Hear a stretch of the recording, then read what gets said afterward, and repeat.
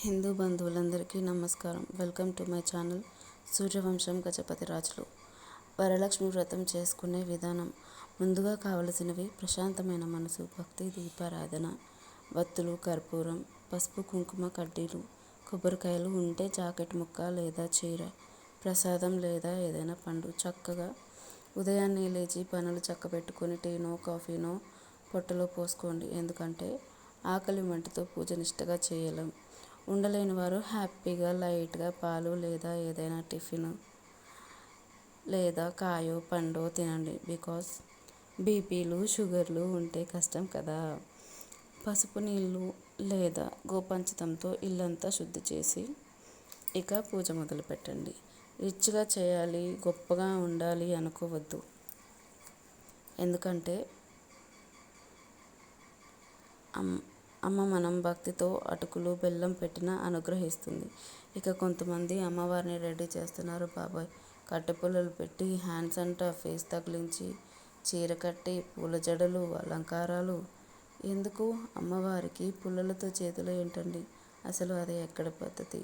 చక్కగా మీకు ఉన్నంతలో కలశం మేలు లేదా ఫోటోనో లేదా చిన్న విగ్రహమో పెట్టుకోవచ్చు కదా. ఎందుకు ఎక్కడా లేనివన్నీ తెచ్చి వెర్రి వాళ్ళలాగా?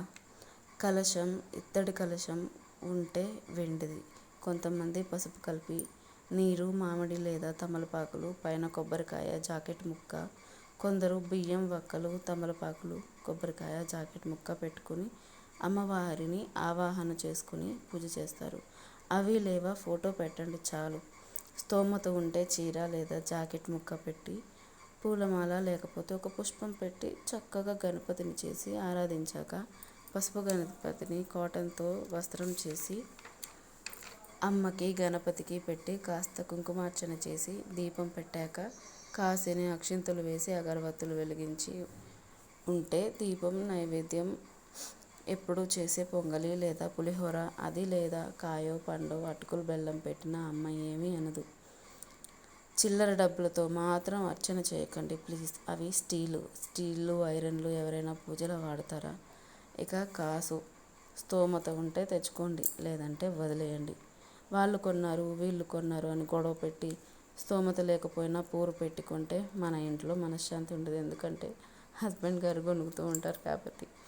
సో అప్పుడప్పుడు కాస్త మనీ సేవ్ చేసి కొనుక్కోండి. మీకు ఇష్టం ఉంటే ఏం చేద్దాం, మిడిల్ క్లాస్ వాళ్ళం కదా. మరి ఏమీ చిన్నతనం లేదు.